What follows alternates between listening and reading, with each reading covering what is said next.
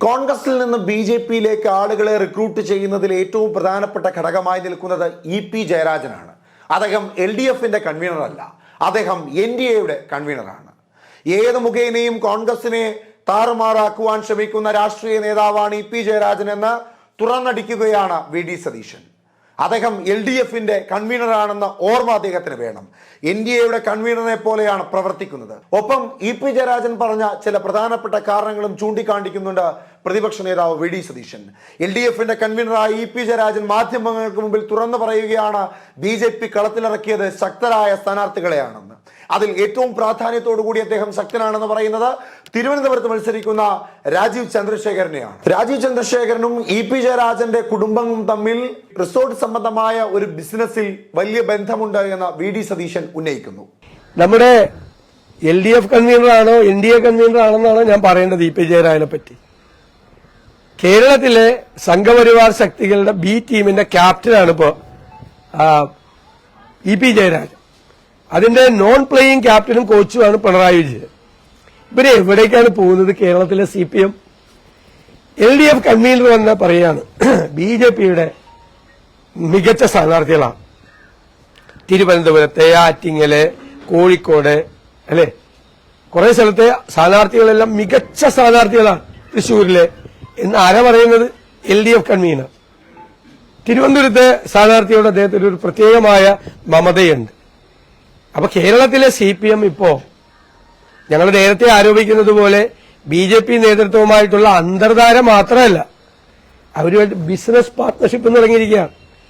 കേരളത്തിലെ LDF convener EP. ജയരാജന്, അദ്ദേഹത്തിന്റെ കുടുംബത്തിന് കേന്ദ്രമന്ത്രി രാജീവ് ചന്ദ്രശേഖറുമായിട്ട് ബിസിനസ് പാർട്ട്ണർഷിപ്പ് ഉണ്ട് അദ്ദേഹത്തിന്റെ റിസോർട്ടിൽ. അപ്പൊ ബിസിനസ് ബന്ധങ്ങൾ കൂടി കേരളത്തിലെ CPMഉം ബി.ജെ.പി നേതാക്കന്മാരും തുടങ്ങിയിരിക്കുകയാണ്. നേരത്തെ തന്നെ ഇവര് തമ്മിൽ ഒരു അന്തർധാരയും ധാരണയുണ്ട്. ഇപ്പോ RSSന്റെ പത്രമായിരുന്നു ഓർഗനൈസർ, അതിന്റെ ചുമതലയുള്ള ആളായിരുന്നു ബാലശങ്കർ, അല്ലെ? ബാലശങ്കർ ഈ കഴിഞ്ഞ നിയമസഭാ തെരഞ്ഞെടുപ്പിന് ശേഷം പറഞ്ഞു, ഞങ്ങൾ കേരളത്തിലെ CPMഉമായി ഞങ്ങൾ ധാരണയുണ്ടായിരുന്നു, ആർക്കും നിഷേധിക്കാൻ പറ്റില്ല, അതൊരു രാഷ്ട്രീയ ആരോപണമല്ല, ഞങ്ങൾ ധാരണ ഉണ്ടായിരുന്നു. പ്രൈം മിനിസ്റ്ററുടെ ഓഫീസൊക്കെ ആയിട്ട് ബന്ധപ്പെട്ട് പ്രവർത്തിക്കുന്ന ആളാണ് ബാലശങ്കർ. ബാലശങ്കർ ഓർഗനൈസറിന്റെ ചുമതലയുള്ള ആൾ കൂടിയാണ്, അറിയപ്പെടുന്ന, രാജ്യത്ത് അറിയപ്പെടുന്ന RSS നേതാവാണ്. അയാൾ തന്നെ പറയുകയാണ് കഴിഞ്ഞ കാലഘട്ടത്തിൽ ഇവരുമായിട്ടൊരു ബന്ധമുണ്ടായിരുന്നു എന്ന് പറയാണ്, ആ കാലത്ത്, നിയമസഭാ കാലത്ത്. അപ്പൊ ആ ബന്ധം ഇപ്പോഴും തുടരുകയാണ്.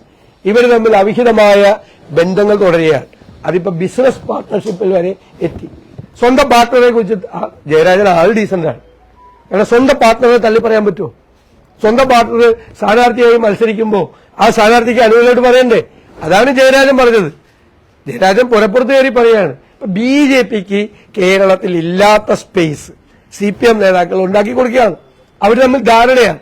നിങ്ങൾ എന്ത് ധാരണയാണെങ്കിലും ഒരു സീറ്റിൽ പോലും ബി.ജെ.പിയുടെ അക്കൗണ്ട് തുറക്കാൻ കേരളത്തിൽ UDF സമ്മതിക്കില്ല. അതാണ് ഞങ്ങളുടെ കടുത്ത നിലപാടാണ്, കർശനമായ നിലപാടാണ്. ഒരു സീറ്റിൽ പോലും ബി.ജെ.പിയുടെ അക്കൗണ്ട് കേരളത്തിൽ തുറക്കാൻ ഞങ്ങൾ സമ്മതിക്കില്ല. അതാണ് ഞങ്ങൾക്ക് പറയാനുള്ളത്. കേരളത്തിലെ ബി.ജെ.പിയുടെ ബി ടീം ക്യാപ്റ്റനായി ഇ.പി. ജയരാജൻ പ്രവർത്തിക്കുന്നു. നോൺ പ്ലേയിങ് ക്യാപ്റ്റനായി, കോച്ചായി പ്രവർത്തിക്കുന്നത് കേരളത്തിന്റെ മുഖ്യമന്ത്രി പിണറായി വിജയനാണെന്നും പ്രതിപക്ഷ നേതാവ് വി.ഡി. സതീശൻ പറയുന്നു. തീർന്നില്ല, വീണ്ടും അദ്ദേഹം മുൻപോട്ട് വെക്കുന്ന ചില തെളിവുകളുണ്ട്. ഓർഗനൈസർ എന്ന RSSന്റെ മാധ്യമത്തിലെ ഏറ്റവും പ്രധാനപ്പെട്ട കക്ഷിയായ ബാലശങ്കർ വെളിപ്പെടുത്തലുകൾ നടത്തുന്നു. CPMഉം ബി.ജെ.പിയും തമ്മിൽ അന്തർധാര ഉണ്ടായിരുന്നുവെന്ന്, അവിശുദ്ധ കൂട്ടുകെട്ടുണ്ടായിരുന്നുവെന്ന്. RSSന്റെ ഏറ്റവും പ്രധാനപ്പെട്ട നേതാവാണ് അദ്ദേഹം. പ്രധാനമന്ത്രി നരേന്ദ്രമോദിയുടെ ഓഫീസുമായി അടുത്ത ബന്ധമുണ്ടായിരുന്ന നേതാവായിരുന്നു അദ്ദേഹം. അത്തരത്തിൽ RSS ബന്ധം പുലർത്തുന്ന ബാലശങ്കർ വെളിപ്പെടുത്തുന്ന സത്യങ്ങൾ CPMഉം ബി.ജെ.പിയും തമ്മിലുള്ള അവിശുദ്ധ കൂട്ടുകെട്ടുകളെ പറ്റിയിട്ടാണ്. അപ്പോ പ്രതിപക്ഷ നേതാവ് വി.ഡി. സതീശൻ ഉന്നയിക്കുന്ന ആദ്യത്തെ കാരണം ശരിയാണെന്ന് തന്നെ പറയേണ്ടതായുണ്ട്. അതായത് ബി.ജെ.പിയുടെ റിക്രൂട്ട്മെന്റ് ഏജന്റായി ഇ.പി. ജയരാജനും ഇടതുപക്ഷ പാർട്ടിയും പ്രവർത്തിക്കുന്നു എന്ന് തന്നെ. ഒപ്പം പ്രതിപക്ഷ നേതാവ് വി.ഡി. സതീശൻ പറയുന്ന മറ്റൊരു പ്രധാനപ്പെട്ട കാര്യം ദല്ലാൽ നന്ദകുമാറിനെ പറ്റിയിട്ടാണ്. ദല്ലാൽ നന്ദകുമാറാണ് ബി.ജെ.പിയിലേക്ക് കോൺഗ്രസിൽ നിന്ന് ആളുകളെ കടത്തിക്കൊടുക്കുന്നതിൽ ഏറ്റവും പ്രധാനപ്പെട്ട ഘടകമായി, കണ്ണിയായി പ്രവർത്തിക്കുന്നത് എന്ന വി.ഡി. സതീശന്റെ ആരോപണം. നിങ്ങൾ ആരെങ്കിലും പ്രാധാന്യമുള്ള ആരെങ്കിലും പോയി എത്ര പേര് BJP-യിൽ നിന്ന് കോൺഗ്രസിൽ ചേരുന്നു? കഴിഞ്ഞ ദിവസം ഹരിയാനയിലും രാജസ്ഥാനിലും ചേരുകയാണ്. തെലങ്കാനയിലെ മുഴുവൻ സിറ്റിംഗ് BJP എംപിമാരും കോൺഗ്രസിൽ ചേരാൻ തയ്യാറായിട്ട് നിൽക്കുക. മുഴുവൻ പേരും. ഇതൊക്കെ കേരളത്തിൽ വലിയ പ്രാധാന്യമുള്ള ആരെങ്കിലും പോയോ? എന്തെങ്കിലും പ്രാധാന്യമുള്ള? പിന്നെ BJP-ക്കാര് ഒരു പ്രാവശ്യം വന്ന് ഇളക്കി. അതിന് കിട്ടിയല്ല BJP നേതൃത്വത്തിന് കറക്റ്റായിട്ട് കേരളത്തിൽ തന്നല്ലേ ഞങ്ങൾ 24 മണിക്കൂറിനകം. വെറുതെ ചൊറിയാൻ വരണ്ട, ഞാനാ പറയുന്നു. വെറുതെ ചൊറിയാൻ വരണ്ട, കോൺഗ്രസിനെ ചൊറിയാൻ വരണ്ട. കേരളത്തിലെ BJP നേതൃത്വം അതിന് നിങ്ങൾ ഉദ്ദേശിക്കാത്ത തിരിച്ചടി കിട്ടും. അത്ര ഇപ്പം മനസ്സിലാക്കിയാൽ മതി.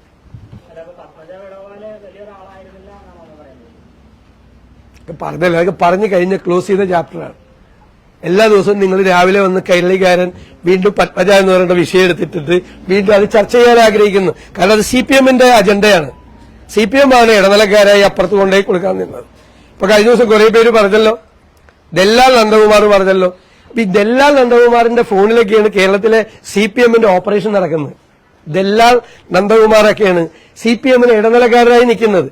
ദല്ലാൽ നന്ദകുമാറിന്റെ ഫോണിലാണ് കോൺഗ്രസ് നേതാക്കന്മാരെ CPM-ൽ കൊണ്ടുവരാനും BJP കൊണ്ടുപോകാനൊക്കെ കേരളത്തിലെ CPM നേതാക്കന്മാർ ശ്രമിക്കുന്നത്.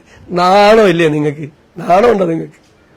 ദല്ലാൽ നന്ദകുമാർ ഇടനിലക്കാരൻ, കേരളത്തിലെ CPM-കാരന്റെ ഇവിടെ ഒരു വ്യവസായ പ്രമുഖൻ വന്ന് ഉറക്കം വിളിച്ചു പറഞ്ഞല്ല, എന്നെ എങ്ങാനും അറസ്റ്റ് ചെയ്താൽ ഒരാഴ്ചയ്ക്ക് മുഖ്യമന്ത്രിയുടെ ഓമന മകളെ ഞാൻ ജയിലിലാക്കുമെന്ന്.